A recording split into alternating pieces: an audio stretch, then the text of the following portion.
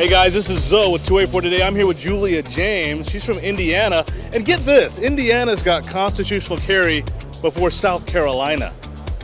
Yeah, I mean, I'm not rubbing it in, but I am. Crazy. Anyway, Julia is a gun rights activist, obviously an enthusiast. Now, do you sell arms as well? Yes, sir. Yeah, I work for Black Rain Ordnance. We're based out of Neosho, Missouri. So I'm kind of fresh back into the industry, but I used to work in the industry years ago too for a wholesaler and was a certified instructor through the NRA at 1.2. So yeah. Outstanding.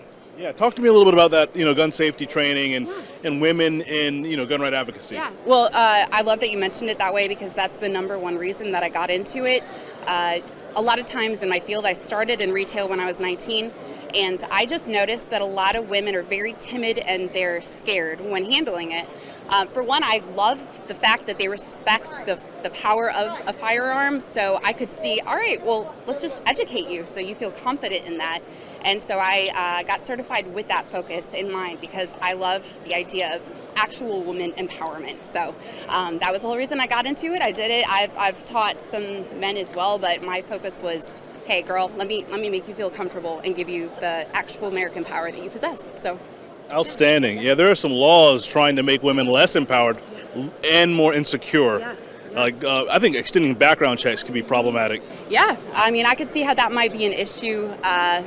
Again, we kind of talked about this a little bit, but if you're in a situation and you feel as a woman, let me go purchase a firearm to make myself feel safe, and then you have to wait 3 days. Well, what is the circumstance that's bringing you to that position that you need to get that firearm, So, I mean, we're going, okay, so for the next 3 days or however long, you're going to still feel uneasy and hopefully nothing happens in that time. So I do see that as concerning.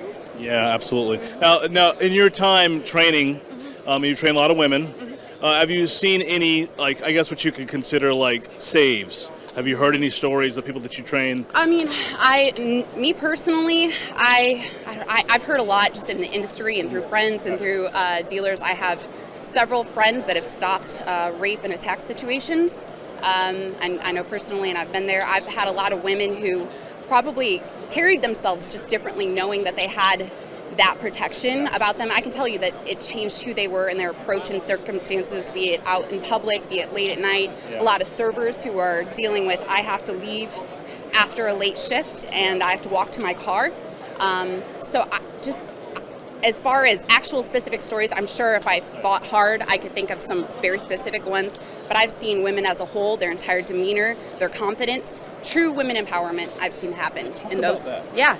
I mean, really, truly, we have the power. It's a matter of knowledge. It's about claiming that power, and that's what I'm passionate about. I think it's in celebrating the fact that you're a woman and celebrating the fact that as a mama, you can protect your babies and you can protect yourself. So, I mean, don't be a victim and be protected and be strong, be fierce. That's my motto. So.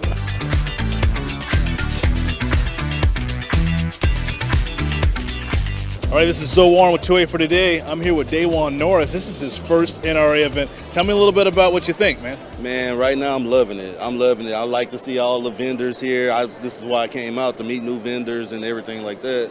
Outstanding. Yeah. Now, you're a gun rights advocate, are you? Yeah, I'm a gun right advocate. Outstanding. What kind of weapons do you carry? Ooh. Did I carry on me? Well, what kind of firearms do you like?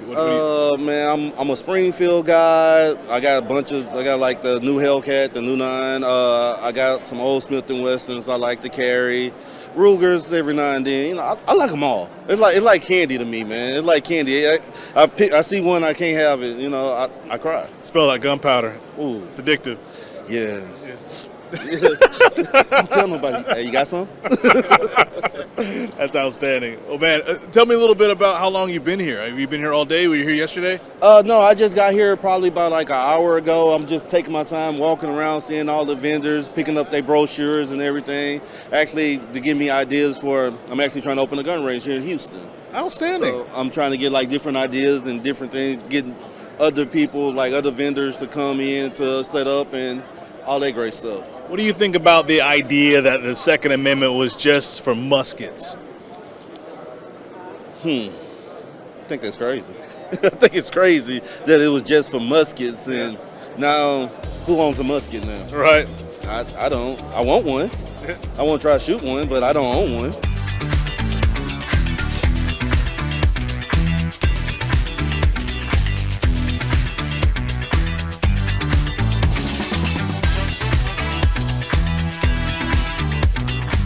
I think obviously there's a huge disconnect between what, one narrative believes is the thought process of the other narrative, or the other side, and that is that there isn't a level of compassion on both sides. Both of us have families, all of us have families, and the pro-firearm side versus the anti-firearm side isn't far off in terms of they believe that children need to be protected. Yeah. But how do we protect our child, and how do we protect them against evil if you're taking away one of the strongest tools we have to be able to fight evil? And the reality is, good guys are the only ones that comply with laws. Bad guys aren't going to give up their guns.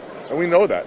And whether you like it or not, we're way too far down the rabbit hole to ever have a conversation where we can realistically think we're going to stop evil from happening by just simply implementing new laws and regulations. You know what I mean? It defies nature. I mean, it defies reality. It really does. And I think the biggest thing to know is that we care, and the firearms industry as a whole, millions of dollars are invested every year in child safety, in training, and then not only that, millions of dollars are invested in mental health awareness and mental health protocol that are done. We have organizations like Walk the Talk America, which is an amazing organization that its goal is to prevent gun violence, to educate people on how to recognize individuals that may need some mental health counseling, and these are organizations like that are funded by firearms manufacturers. There's such a misconception that firearms owners or firearms manufacturer owners are these guys with top hats sitting at the top of the building going, "Mwah, ha, ha, ha." And the reality is not. They're blue-collar,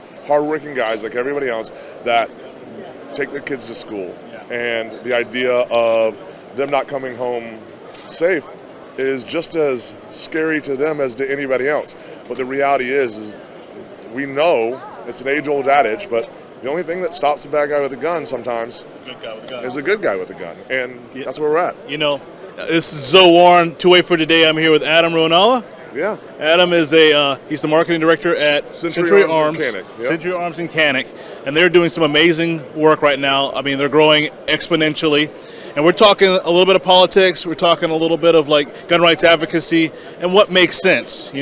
Talk to me a little bit too about this recent episode. What are your thoughts about ways that we can stop that? How can we prevent that kind of stuff? The reality, like I keep going back to, is as we've seen in mass murders across the world, is that people that are set to do evil are going to find a way to do it. You've got people running people over with cars. You got bombs. You got knives. You got fists that can do just as much damage, and statistically do more damage than hammers. Exactly. The reality is, we got not a people problem.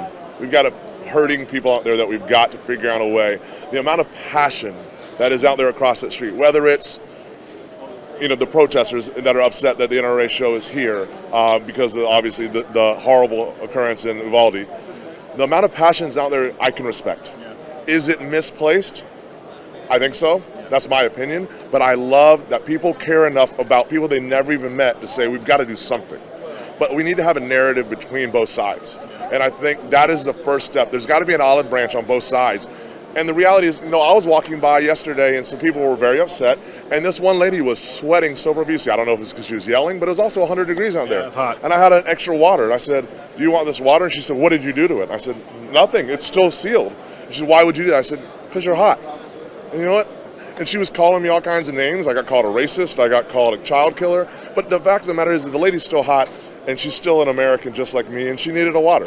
And I think that's where we have to go, is that we're still people, they're still people, and we have to figure out a way to put our differences aside and actually have a constructive conversation about why we're so passionate about firearms and why we believe they are so instrumental in protecting our freedoms and protecting against evil. And they need to be able to say, hey, well, this is why we don't agree. And as civilized Americans that are ultimately all one big family, hopefully we can come to a point where we can understand why both sides are so passionate and find that middle ground. That's good. Now, obviously, gun culture is about culture. It's not about just having guns in self-defense. Right. I mean, it's a whole microcosm. It's a microcosm. It's a lifestyle, right? Absolutely. Is there any way for us to kind of help bring that lifestyle to mainstream, like to our main street, to our neighborhoods? Would that be helpful, you think? I do. I think, one of the things is years ago I partnered up with Carl Malone, the mailman. Nice. And we did some really cool things where we went out and our goal was to actually get firearms in people's hands that had never shot before, whether it be an inner city youth or the soccer mom from 3 miles outside of there. And we brought them all together and we let them work with local law enforcement as their instructors, and we shot them guns. And people that were adamantly against it, we said, oh, you know what? You have a right, but have an educated reason for why. If you come in, you shoot this gun, you see what the actual reality is. It's not going to full auto. It's not going to, jump out of your hand and do something. Watch the joy people have. Watch the excitement and the learning that they have once they understand the true grasp of what a firearm is. It's a tool, just like anything else. And then after that, if you want to say, hey, I still don't like them, I'm going to have even more respect for you because you actually immersed yourself into my culture and then made an opinion. That's what's so great about this country. You're allowed to have an opinion, but at least have an educated one. I think it's on us as gun owners in this country to reach out to our neighbor that says, hey, I really don't like, the fact that you have guns. Okay, can I ask you a question? Would you maybe mind coming to the range with me and shooting for an hour? I know I'll make sure it's safe. We can get an instructor in if we need to, if you're going to feel more comfortable. But then after that, I'll go buy you a beer after that and we can talk about why. And if you still don't like it, we never have to have this conversation again and we'll agree to disagree. But I think, you know it is. When people get it in their hand and realize it's just a tool, like a car, like a hammer or anything, and it's only going to do what you tell it to do as long as you're operating it properly, it changes the perception of what it is. And I think that's very important. And I think the only way we're going to do that is we have to open ourselves up to be willing to share the experience with others. Yeah, maybe we should do some kind of some stuff in Columbia. Go to USC, grab some students that are, anti-gun, and take them out to the range. State Armory. Yeah, take them to Palmetto State Armory. I still have a really, great family over there.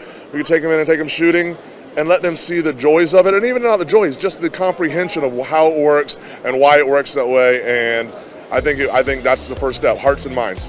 Maybe we'll partner with Century Arms and do something like that in the coming days. I'm 100% in.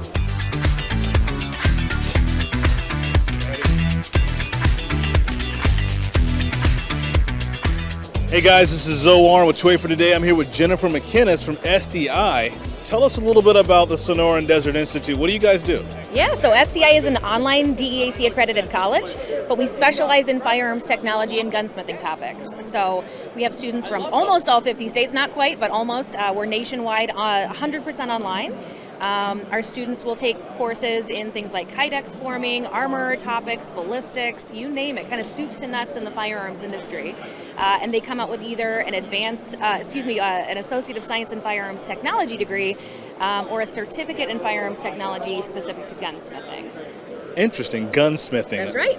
It's almost like that's an art form, right? I mean. Oh yeah, and it's a lot of people call it a lost art, but we don't feel that way. There's a lot there are a lot of ways to make it modern. So we start with the history of firearms, safety, nomenclature, cycle of operations, work them all the way into things like the modern sporting rifle, for example, and we'll even work our students through shooting sports management, so they get to kind of come out and have a really good grasp of the breadth of this industry and make their own choices as far as what they want to do. Outstanding. Now tell me a little bit about what people need to do in order to get signed up. Yeah, SDI.edu is a great place to start. Right on there you can see all of the different programs and courses that we offer. If a student were to say, yes, this is the right thing for me, we have an amazing admissions department, financial services department. Both of our main academic programs are approved for use of TA, VA, and federal student aid based on eligibility, so lots of funding options, and we can help guide them through that whole process. Outstanding, yeah.